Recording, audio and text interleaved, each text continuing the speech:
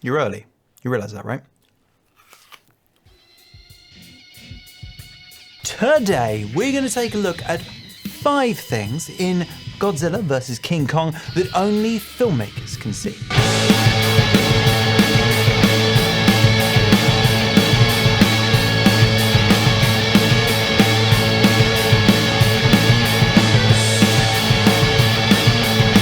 Hands up, I did actually thoroughly enjoy Godzilla vs. King Kong. It was exactly what it said on the tin, pitching Godzilla versus King Kong whenever they possibly could, and obviously disastrous results for anything or anyone that happened to be within probably a 2-mile radius of their disagreement. We'll call it that.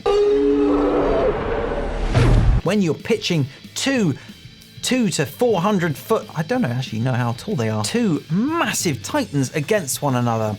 One of the most important factors in making sure that this is epic is to make sure that we understand the sheer scale of these beings.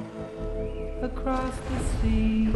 Quite apart from putting a little girl next to King Kong to give us a great idea of just how big these creatures are, quite often the camera has to be really far away from these massive titans to be able to get them fully in frame. And what that means is quite often the camera is quite high up and quite far away. So we get a lot of the scape, the landscape, the idea of space in the frame at the same time. However, they don't actually reserve these types of shots to just when the titans are in frame. They make sure to utilize similar wide landscape shots to let us know where the humans are in this world as well. And this is really, really interesting. Dr. Andrews, did you see that? The reason that is interesting is one of the cardinal rules of filmmaking, which is always to geographically locate your characters within a space. Now, when we're talking about titans, that space becomes global. Knowing where Godzilla attacked in comparison to where a character currently stands can give us an idea of the imminent danger to them or not, depending on their distance. But to do this, we need a very, very wide shot, such as at 13 minutes into the film, where we meet Mark Russell and his daughter in this camp that's just outside of where Godzilla had attacked. Dad, I'm telling you, there is something provoking him that we're not seeing here. As the shot sweeps in over the bay, we see in the background the massive buildings and plumes of smoke from the attack the night before.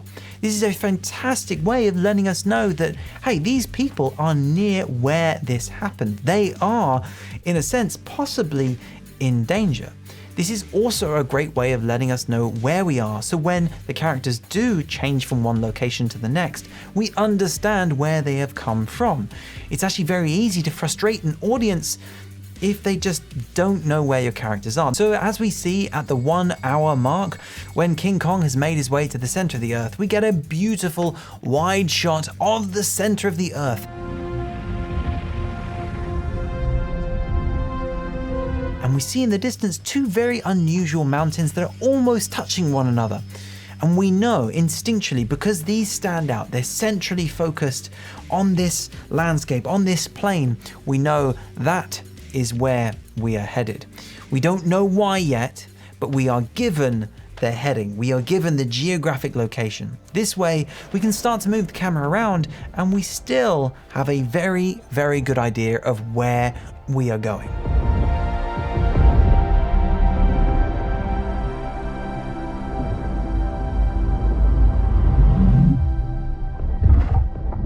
Godzilla vs. King Kong does extras brilliantly. Every time we get to see a large group of extras, each and every one seems to have a motivation, something to do that gives them a purpose. And those tasks that they seem to be doing also seem to be completely relevant to the situation that they're in. What do I mean by that? Well, I don't know about you, but every once in a while, an extra will catch my attention in the background, and not generally for a good reason, mainly because they aren't present in the scene. They are doing something or not doing anything at all, and it totally breaks me from the experience. Just after Godzilla's first attack, at roughly 13 minutes into the film, we visit a massive camp. There are literally hundreds of extras in this scene.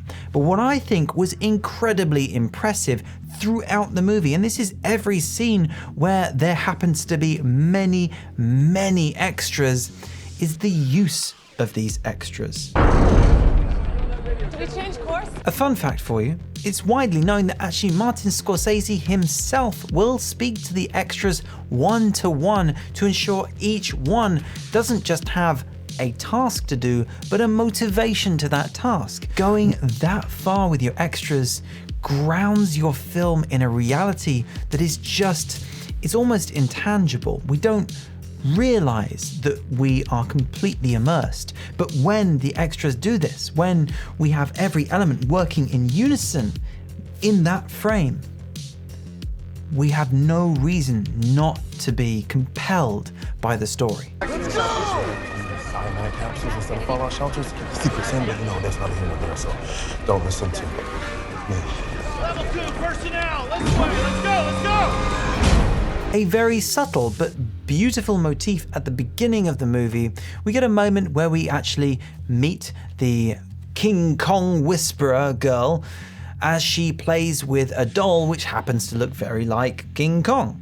And then we also meet King Kong just as he's waking up for his day and he's a little grumpy, but you know, that's fine. Just give him some coffee.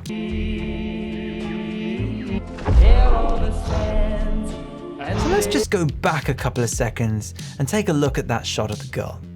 As she plays with her doll, you can notice lots of dust particles and insects in the air around her. And in the very next shot, we see King Kong as he stands and looks around the vast landscape with huge pterodactyl-style birds flying across him, but they are so small, they look like insects, reminding us that we are essentially insects to these titans. This is such a subtle but really beautiful way of letting us know that we really have no real influence on these creatures and they can just squash us like bugs. Okay, I am a big fan of when filmmakers and directors use really interesting props to let us know more about a character without them ever having to say anything.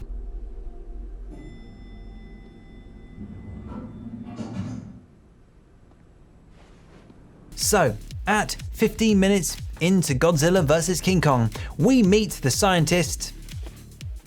We meet Nathan Lind, a scientist who happens to have hypothesized about a large pocket area in the center of the Earth where he thinks the Titans were born. We don't meet him by seeing a shot of his face. Instead, the first thing we see when we're in the room with the scientist is a small toy astronaut that he's playing with in his fingers. This is such a subtle but strong idea of what this character is about. He dreams of being an adventurer. He dreams of being an explorer and going on fantastical adventures. When we learn later that he is fundamentally terrified of the Titans, we understand the juxtaposition between what he wants and what he must overcome.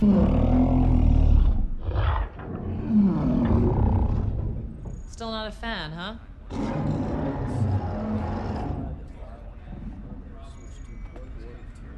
In fact, he's one of the very few characters in this movie who has an actual character arc.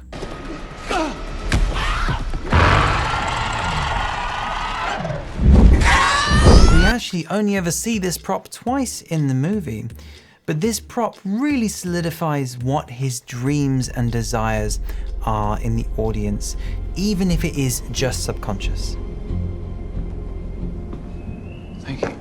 Okay, and we move on to a little pet peeve for filmmakers, and that is unmotivated light. So, at about 22 minutes into the film, we see King Kong, who happens to be transported by ship at this particular point in the movie, and we see it during the day, which gives us a great idea of where the lights are on this ship. Because, I mean, I understand that once it gets dark, they probably want to be able to light King Kong up so they know where he is.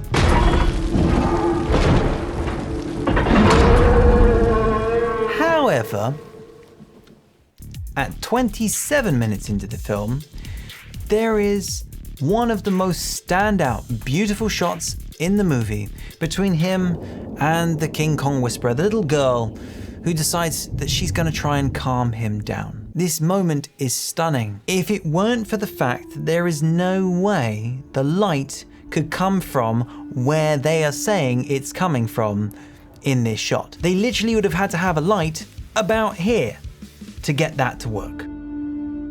I do understand, however, why they did this. If the light actually came from where it was originally positioned on the ship at that particular moment, you would have seen a shot that would have had King Kong totally backlit and silhouetted, which would have actually turned the shot into something that was quite a bit scarier than the very hopeful and beautiful shot that they ended up with. I do get, okay, we can have some creative license about where lights are coming from, but when the rest of your shots in your scene seem to be motivated in the correct way by the light that's on that ship, then you start to wonder, why are they changing the position of lights just for one shot? Why not just leave the lighting in that beautiful way the whole way through?